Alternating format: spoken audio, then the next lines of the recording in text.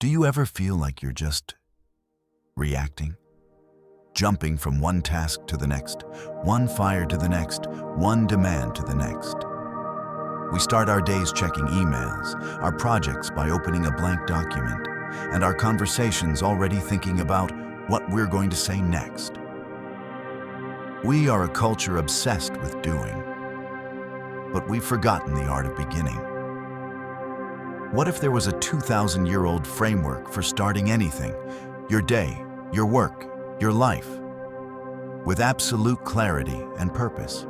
This framework comes from the very first chapter of the ancient Tamil masterpiece, the Thirukkural. Now, I know what you might be thinking. The praise of God. Is this a religious lecture? Stick with me because it's not. The genius of this chapter lies in the deeper question it forces us to answer. The surface question is, how do we praise a divine source? But the profound, underlying question that Thiruvalluvar poses is this: upon what foundation are you building your actions? Before you take a single step, where do you plant your feet? This chapter isn't a mandate to pray. It's a strategic guide to grounding yourself in a first principle before you engage with the chaos of the world. It's the ultimate spiritual and mental pre-game ritual. Let's translate this for today. Thiruvalluvar uses terms like the primal source or pure consciousness. In our world, that first principle could be at work. It's not about just hitting your KPIs.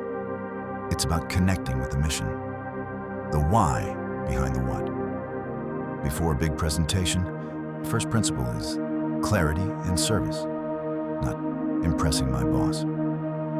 In relationships, before a difficult conversation, the first principle isn't winning the argument. It's love and understanding. That is your anchor. For self-discipline, the goal isn't just lose 10 pounds. The first principle is long-term vitality, or honoring the body that carries me. Chapter 1 teaches that an action without a foundational principle is just noise. An action rooted in one is powerful, focused, and resilient. So, instead of breaking down each of the 10 verses, let's extract the universal, actionable habits that emerge from the spirit of the entire chapter. These are principles you can start practicing today, regardless of your beliefs. Let's call them the 10 habits of a grounded life. 1. The habit of the primordial start. Before you act, connect to the why. Don't just open the laptop. Pause and ask, what is the deepest intention of this work? Start from the source, not the symptom. 2. The habit of seeking clarity over clutter. The chapter speaks of pure knowledge. In our world, this means silencing the noise of opinions, notifications, and anxieties to find the simple, clear truth of a situation. 3. The habit of connecting inwardly. One verse mentions, one who walks on the flower of the heart. This is a beautiful metaphor for connecting with your own core values, your integrity, your compassion. Let that be the ground you walk on. 4. The habit of proactive humility. The image of a head that does not bow, being useless, is powerful. This isn't about submission. It's about the intellectual humility to know that you don't have all the answers. It's being open to a wisdom greater than your own ego. 5. The habit of a central anchor. Life is a sea of anxieties, says the Thirukkural. To cross it, you need an anchor. Identify your non-negotiable principle. Is it truth? Is it growth? Is it service? When chaos hits, you hold on to that and nothing else. 6. The habit of using virtue as your compass. The chapter talks of an ocean of virtue. Treat your principles not as restrictive rules, but as a reliable compass. In any decision, big or small, ask, which direction does my compass of integrity point? 7. The habit of walking your path. Following the right path isn't about blind obedience. It's about consistency. It's the daily, unglamorous practice of aligning your small actions with your big principles. 8. The habit of living your principles, not just listing them. True praise, the chapter implies, isn't spoken, it's lived. Your values are not what you write on a post-it note. They are what you do when no one is watching.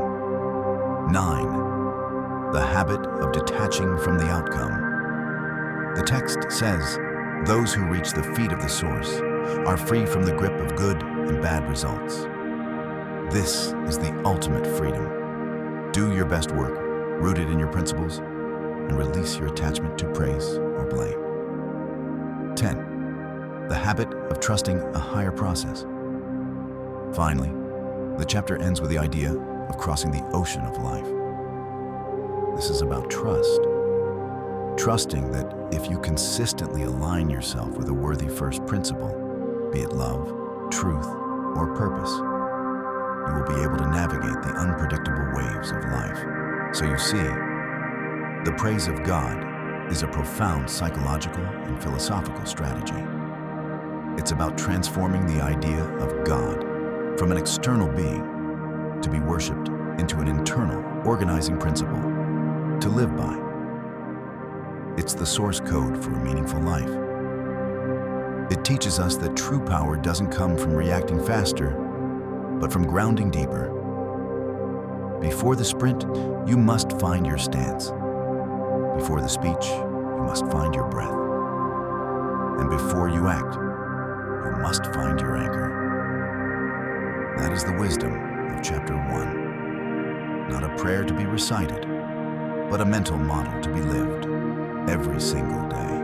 So I'll leave you with a question to reflect on. Before you start your day tomorrow, before your next big project, or before your next important conversation, take just 30 seconds to pause and ask yourself, what is the anchor I am connecting with right now? Define it, feel it, and then